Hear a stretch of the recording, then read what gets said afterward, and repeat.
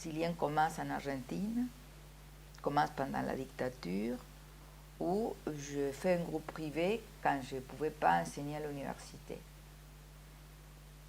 En France, ce n'était pas le cas, je n'avais pas accès à l'université, sauf que c'est vrai que c'était les années, en 1998, j'ai commencé à travailler à Paris Descartes.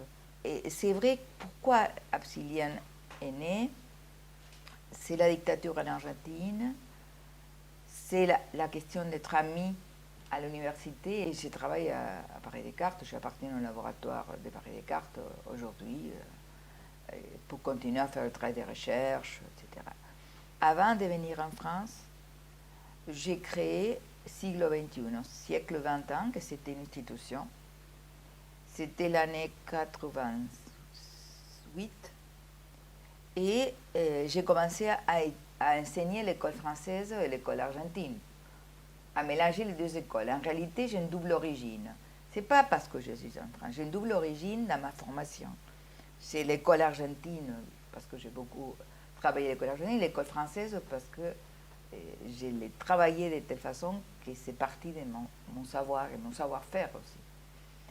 Et c'est comme ça que cette conjoncture, plus qu'il y a eu, j'ai eu des demandes, Absilien est né comme ça, est né d'un groupe de travail. Après, c'est vrai que je me suis rendu compte qu'il fallait l'institutionnaliser, ça fait qu'il fallait que je m'appuie sur mes appuis, en réalité, que c'était mes appuis que j'avais toujours en France, KS, d'une part, Heger, d'autre part, Grandjean, il y avait aussi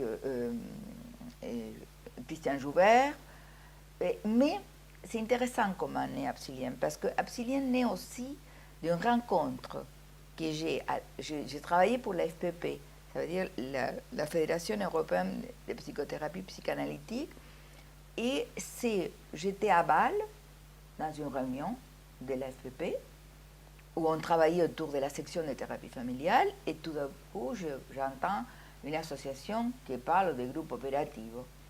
Je dis, ça, où ça vient? Et c'est ma rencontre avec Lévon Salis. Lévon Salis, c'est une couple de gens qui étaient formés par Pauléo, qui était un disciple de Pichon. Il y a Lévon Salis, il y a l'Argentine, parce que j'ai demandé à Jeannie Puget, qui c'était un grand appui pour moi aussi. Et ça fait que, bon, bien sûr, Ana Quiroga, les collègues de l'Argentine, etc. Et en France, évidemment, mes collègues de la thérapie familiale, qui sont des groupalistes et qui m'ont aidé, m'ont appuyé dans ma démarche de la création d'Absilien. Et il faut dire aussi l'appui de la FAPAC, parce que dans ma tête, c'est la première chose que je fais quand on a eu notre statut, c'est aller à la FAPAC, que c'est la Fédération française de psychanalyse des groupes, et m'inclure avec l'ensemble des associations françaises pour pouvoir m'appuyer sur ce que c'est la psychanalyse des groupes en France. Et évidemment, là, encore Rouchy était un grand appui pour moi. C'est-à-dire que Rouchy a tenu beaucoup l'insertion d'Absilien à la FAPAG. Et bon, c'est vrai que là, il y avait aussi Edith Lecourt, avec qui je continue à travailler à Paris Descartes, et Philippe Robert. Ça fait que c'est mes collègues de soutien, on peut dire les Parisiens, qui ont aussi un poids fondamental pour tenir Absilien à la base. Absilien, c'est une association qui travaille sur tout ce que c'est les configurations des liens. Je préfère ce mot plus que le mot groupe, parce que tout le monde parle des groupes parce qu'il ne connaît pas les mots configuration des liens. Les couples, ce n'est pas un groupe, c'est un couple, c'est un lien dyadique, mais c'est une configuration des liens. En tout cas, je préfère cette dénomination, parce que les groupes, c'est un dispositif très particulier où il faut trois. C'est intéressant parce que pas tous les groupes sont pareils, c'est-à-dire que chaque groupe a une spécificité, des formes des organisateurs particuliers, des configurations de liens très spécifiques à chacun. C'est pour ça qu'il faut étudier chaque configuration. Ça fait qu'on étudie les liens en général, mais après, il y a des configurations spécifiques qui donnent la place à des dispositifs spécifiques pour pouvoir faire des recherches et comprendre la souffrance dans cette configuration de liens particulière. Maintenant, Absilien est né le 24 mai 2003, une dizaine d'années. Il y a eu beaucoup de changements, beaucoup. Ça veut dire que j'ai beaucoup appris dans ce processus. Les origines de la psychanalyse des groupes, il faut dire, c'est Freud, un totem et tabou, psychologie des foules, et c'est des textes fondamentaux et que j'ai constaté dans ma clinique. Ça fait que ce n'est pas que de la théorie phylogénétique, etc., sinon que, évidemment, c'est l'origine de la fondation d'une institution et d'un groupe.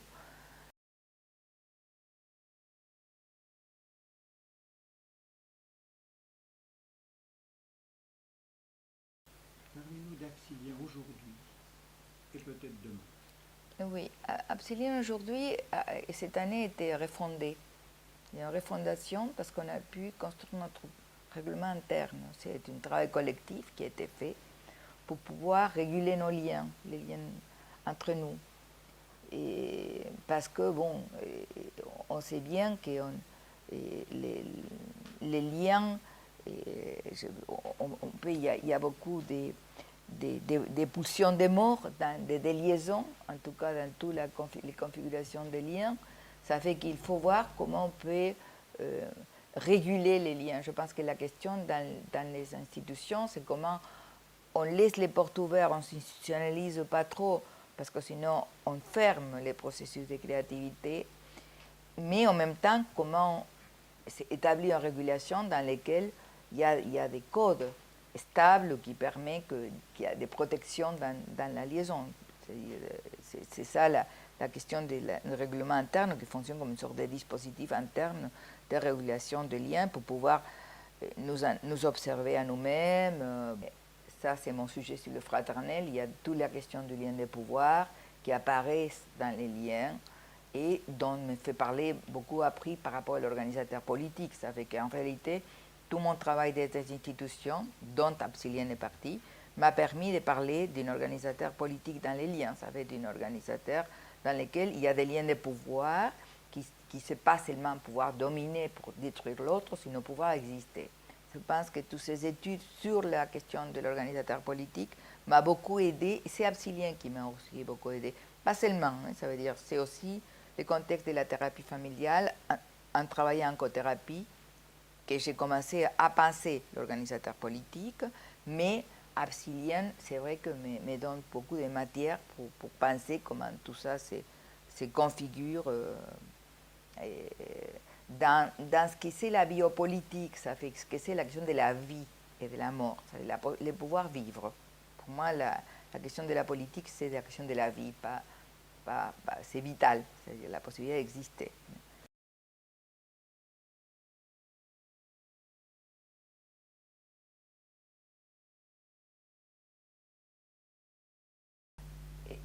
Il faut penser qu'Absilien s'appelle Absilien REC.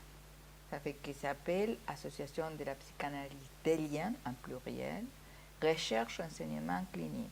Quand on travaille sur la configuration des liens, on a un lien qui a été peut-être très travaillé en France et au point de vue international, que c'est les groupes. C'est une configuration de liens particuliers.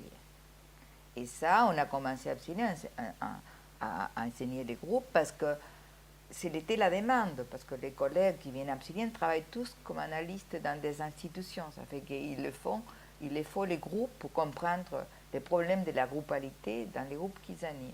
La temporalité change actuellement. On n'a pas le même temps qu'avant. On a un changement radical par rapport au temps qui court, à la vitesse du temps. Et je pense que c'est des techniques qui donnent des réponses beaucoup plus adaptées actuelles à la souffrance psychique. Ça fait que, évidemment, Absilien maintenant est en train de voir un peu les passages, l'articulation entre les différentes configurations de liens, les troncs communs à toutes ces configurations de liens et la configuration spécifique parce que les dispositifs de groupe, les dispositifs de couple, les dispositifs de famille ont des problématiques particulières. Par exemple, la thérapie familiale, quand vous travaillez les liens en thérapie familiale, ont à des organisateurs psychiques particuliers. Tout ça nous amène à un futur très, très intéressant, que c'est des champs cliniques pour donner des réponses nouvelles à des questions actuelles. Il y a des changements, il y a des autres structures dans la modalité des liens de couple, il y a des recherches à faire, il y a des questions par rapport à l'actualité, la libération sexuelle, mais la question de l'affect et la sexualité, comment se tisse, comment c'est, nous, dans vraiment un lien de couple conjugal et parental, et qu'il y a beaucoup de problèmes qui ouvrent, que c'est la modernité qui nous pose ces problèmes. Il y aura beaucoup de travail aussi par rapport au lien social. Il y aura beaucoup, beaucoup de travail à faire. Ça ouvre des champs beaucoup plus vastes, des problématiques philosophiques aussi. Il faut retravailler au niveau philosophique l'école. Je pense qu'Absilien, pas seulement va pousser au niveau de la formation, de l'enseignement, sinon qu'il faut ouvrir dans les champs de la recherche. Il y a beaucoup de travail de recherche à mettre en place. J'espère que les futures générations vont se brancher sur cet axe de recherche. Et bon, il y a beaucoup de cliniciens, c'est des gens qui commencent à travailler dans des institutions ou dans des cabinets privés, dans différentes formes de travail qui sont assez intéressantes. La journée scientifique qu'on fait chaque année qui prend une allure beaucoup plus intéressante parce qu'on commence à être reconnu, ça fait qu'on a des intervenants de pointe chaque année, ça veut dire les contenus des journées c'est très intéressant et c'est très original notre dispositif parce qu'on travaille en grand groupe, ça fait que c'est un autre objet de ma recherche, les grands groupes qui viennent de très loin, ça fait que la possibilité de se rendre compte qu'on peut être 100, 200 personnes, ce n'est pas une question de nombre, c'est une question de comment on écoute les autres et quels sont les dispositifs qu'on met aussi quand on est nombreux à pouvoir dignifier l'existence des sujets, ça veut dire à ne pas les traiter comme une masse, comme une foule, sinon comme des personnes qui participent. Et les journées scientifiques nous permettent de travailler ça. La même histoire, la journée des craintes, c'est difficile parce que c'est toute la conflictualité institutionnelle qui apparaît là, à travailler. Je suis en train de m'appuyer sur des autres collègues, sur des tiers collègues qui peuvent venir nous apporter de l'écoute, côté institutionnel aussi. Et il y a aussi des nouveautés par rapport à la thérapie des couples et la thérapie des familles. On a commencé à enseigner la thérapie des couples. C'est aussi un champ qui s'ouvre, c'est nécessaire parce qu'il y a très peu de choses en France par rapport à la thérapie des couples. Et on a ouvert aussi à la thérapie familiale, ça fait que c'est notre champ. On fait des séminaires sur la thérapie familiale. On a beaucoup de demandes institutionnelles, ça fait qu'on fait des formations. Basiquement, c'est une institution de formation, ça fait qu'on forme dans des hôpitaux, pas seulement au groupe. Ça fait que depuis que je suis en France, je forme aux équipes. On continue à faire l'enseignement à l'université. On a des contacts avec la Suisse, on a des contacts avec Annecy, on a travaillé sur Annecy, sur des régions, en tout cas, partout en France. Et c'est ça la richesse d'Absilien. La question de la formation, que c'est assez complexe, et surtout la problématique de la séparation. Ça veut dire que la fin, c'est comme l'analyse terminable ou interminable, la formation c'est terminable ou interminable. Après, les séparations ne sont pas de l'ordre de la facilité, ça fait, et que pas tout le monde arrive à pouvoir se séparer, à finir des cycles. Des cycles, c'est présenter des mémoires, on ne peut pas appliquer ces dispositifs partout. C'est qu'il faut analyser les demandes, penser comment, dans chaque situation, on peut appliquer les dispositifs. Qui c'est pas seulement des groupes opératifs, parce que je n'ai pas fait, je fais la matinée des groupes opératifs avec une version française des groupes opératifs, et l'après-midi, j'utilise la clinique de jeu de rôle, de psychogramme, etc., pour travailler la clinique. Ça fait qu'en réalité, je l'ai inventé. L'école de Pichon Thierry ne fait pas ça. En réalité, c'est une application de techniques qu'on utilisait aussi à l'école de Pichon-Rivière. Pas les psychogrammes, sinon utiliser la multiplication dramatique, et c'est une technique que j'utilise aussi dans les séminaires de crainte à l'animation des groupes. Je ne vais pas faire ce que je fais, parce que ce que je fais, c'est unique, dans le sens que c'est le résultat d'une analyse d'une demande, d'une adaptation au contexte pour voir les moyens qu'on a. Et toujours, il faut faire ça, il faut analyser les demandes, il faut analyser les ressources qu'on a pour pouvoir voir après qu'est-ce qu'on peut faire ou qu'est-ce qu'on ne peut pas faire.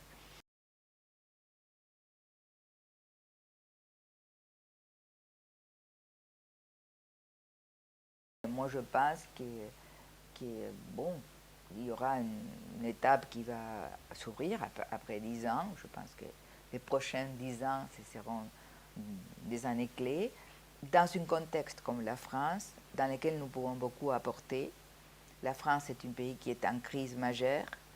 Et c'est vrai que mon expérience d'avoir vécu des sociétés tellement instables et difficiles, avec de la répression politique, avec des difficultés économiques, peut servir à pouvoir donner des réponses à des questions qui sont assez complexes sans s'affoler. Ça veut dire trouver toujours une réponse possible à la situation sociale, culturelle, etc., dont la France est confrontée, et nous sommes une association qui vit en France. Ça fait que j'espère qu'on pourrait aider à soutenir des réseaux sociaux, culturels, etc., pour pouvoir continuer à penser la globalité dans un contexte comme l'Europe et comme la France, comme le monde en crise. Il faudra trouver des réponses à, à la violence sociale de laquelle on est confronté aujourd'hui. Ça fait que je pense qu'Epsilien a beaucoup de perspectives, beaucoup de travail à faire. Je pense qu'il y aura beaucoup de travail à faire dans le futur. Comment Epsilien va pouvoir utiliser la technologie actuelle pour pouvoir garder l'humain, ça veut dire garder les liens de groupe, mais aussi utiliser la nouvelle technologie comme Internet pour pouvoir transmettre et accéder à des populations beaucoup plus larges, avec tout cet effacement des frontières, des distances, parce que c'est vrai aussi qu'on travaille en Europe. On a fait une formation importante en thérapie familiale en Roumanie, et on est en train de commencer au début de la thérapie des couples. Epsilien, dans quelques années, ne sera pas la même Epsilien qu'aujourd'hui. Je l'imagine autrement. Il y a des choses que peut-être je ne pourrais pas m'imaginer parce que c'est le hasard ou la nouveauté imprévisible qui donnera des choses auxquelles moi je pense qu'il faudra s'adapter toujours. Ça fait qu'il faudra innover et pas rejeter la nouveauté, c'est attaché à des modèles classiques. Il ne faut pas être classique. Il faut reprendre les origines pour faire une autre chose.